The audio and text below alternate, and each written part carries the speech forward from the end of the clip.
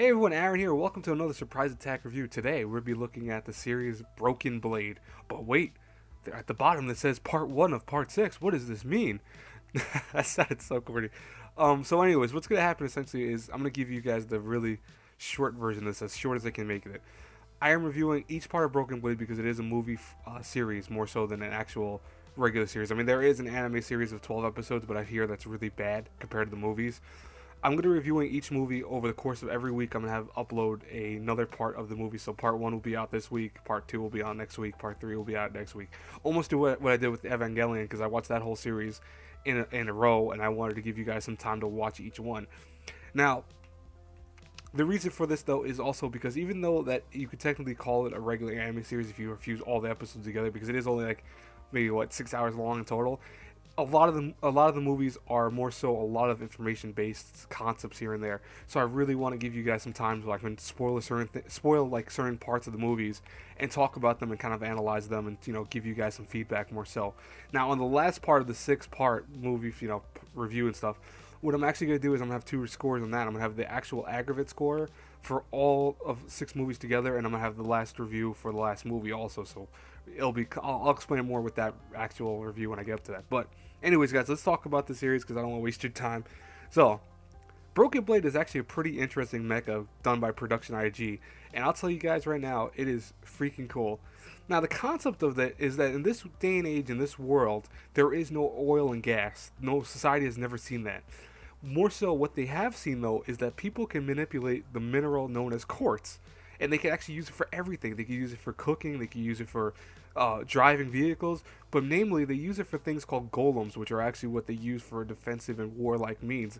On top of using it for guns and stuff like that, they can actually use it as pressure and to shoot out weapons and stuff like that. Now, in this country, there are 2 warring states right now. There is the state of Athens and the state of Krishna.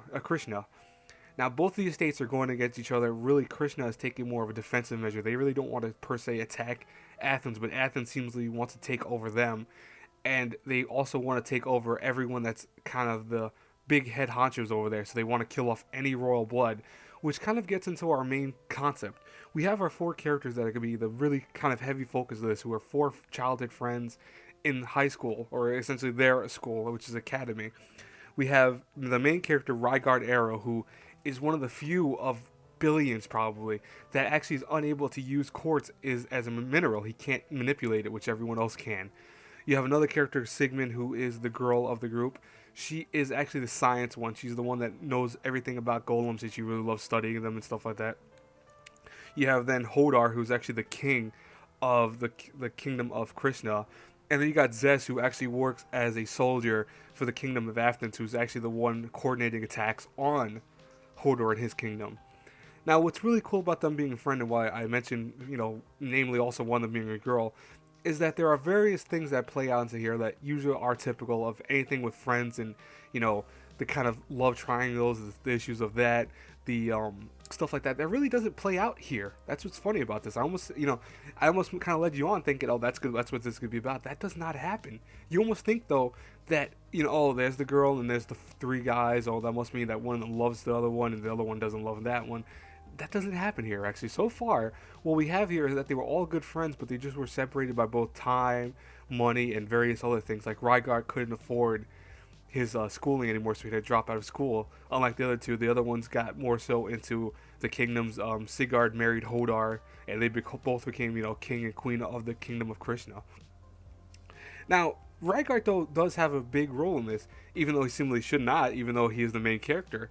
What's interesting is that Rygaard is able to pilot what he dubs the Broken Blade, which is a golem that comes from ancient times, they think a couple thousand years ago, that does not rely on quartz like every other machine. All other golems rely on it. This does not use it. This uses some kind of unknown technology that they really haven't seen before, and it's really strong and powerful, typical. But what I liked about this show, and this is kind of where we're now getting into the review of this besides the synopsis, is I like how they handle the accidental pilot concept. Once again, you do have that. You have Rygaard accidentally getting into the vehicle when they're threatened, and he falls in, he activates it by accident. But one thing I like about it is that he doesn't automatically become the best pilot in the world. What's more so, he starts learning everything by process of elimination. So when he accidentally kicks a trigger, he realizes, oh, this is the pedal to make it move. He hits the arm. He goes, oh, this is the arm that actually makes it move. And then he realizes how everything works. That's a really interesting way of doing it. Most anime that does mecha stuff doesn't do that. They try to go this whole different route of, oh, here's the thing of this working, and oh, I just know it automatically. I know everything about this mech. Not here. Not here. Rygaard does not know how to use his mech until, per se, the first end of the first part of the movie, which is really cool. I liked it. Other parts of the story, I mean, besides the story, it's actually very interesting. I mean, the concepts of the characters are all very well done. There are some cliche concepts here or there, but for the most part, they're handled very well. There's no one reason for these characters. They don't focus on the character being, for example, Hodar being the lazy king. They don't focus on that. They more so see that he's in a relaxful position. He tries to be a leader without being overly, strong and overly manipulative. You have his wife, Sigurd, who seemingly might have some feelings for Rygaard. Maybe not besides the friendship feelings, but we don't know yet. I'm not going to put that against them yet. And I really hope it's not, per se, as I said earlier, that an issue, because that would make the kind of love triangle thing happen. And I don't know how I feel about that right now. I think the series is doing a very good job of keeping it where she just kind of seems to care for him a lot, but not per se in a loving relationship way. I'm not 100% sure yet. It could be that way. I'm not making guesses on that. I'm thinking it might be leaning toward that, but I'm hoping it doesn't.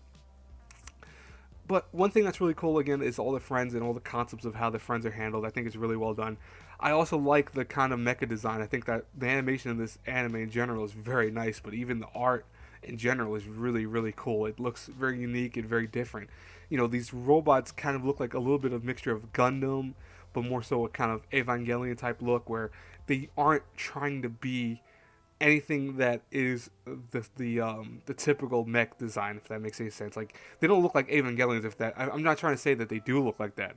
I'm saying that they're trying to strive to be something different, and that's one thing that I used to love about Evangelion, is that all the mechs, even though they have this kind of tall, lanky structure to them, they are not something you've seen in other anime before that. They were their own original design. I like that about Broken Blade. I think all the mechs kind of have their mixture of cliches, but at the same time are original in their own right. Now, besides that, the dub is what I want to get onto about, though. The voice acting of this is, in both Japanese and English dub, hit or miss. It's really weird. In Japanese dub, the voice actors that handle the older people in the show, like the general, I want to say his name starts with a B. I can't think of his name. I'm trying to think of it. Balder, that's what it is. General Balder. He sounds so old in the Japanese version, which is weird. And in the English version, he sounds so young. And what's very odd, though, is that neither one fits the tone. Like, even the main character, Rygaard, is played by the same guy who was in Shuffle, the childhood friend of the main character. The high school friend of the main character. I forgot they met in high school. What's funny about that is that I don't know if he fits the main character's role. He sometimes does, and sometimes like a little bit too aloof for that character. I don't know. It's weird. I don't think they really did per se. I'm not saying it's bad per se, but I'm not saying that they did a great job pairing these characters with what they should sound like, if that makes any sense. Some of the older voice actors are doing characters that make no sense, and some of the younger ones are doing characters that make no sense. It's just, I don't think it was paired up very good. And I'm saying that for both the English dub and the Japanese dub, because I switched it back and forth to hear the lines of dialogue. Both of them don't come very close. It's very odd to each other. They're really both pretty bad. But anyways, though, overall, Broken Blade is awesome. At least the first part of the movie is awesome so far. I want to say that if I had to review it A through F, I have to give it a solid B+. It is really good so far. Again, the voice acting is probably one of the weaker parts. The music, though, that intro is freaking phenomenal. Oh, I love the intro for this. It's so great. Oh, I can listen to it all day long. And I have been doing that, actually. I've been listening to it on YouTube like several thousand times already. Awesome, it really is. Ending's not too bad either. But overall, this movie series, at least for the first part, is actually pretty cool. And that's why I wanted to do it, the 6-part movies, because I think I want to do some justice. And I promise part 2 will be a little bit reviewed better. I'm probably having my off day today when it comes to reviewing stuff. But anyways, guys, I hope you enjoyed this review. Please like, comment, subscribe. Helps me out a lot. And as always, until our paths cross again in the next review, have a good one, everyone. Promise you part 2 will sound a lot better. I won't be, half asleep, maybe? Anyways, later, guys. Have a great day, alright?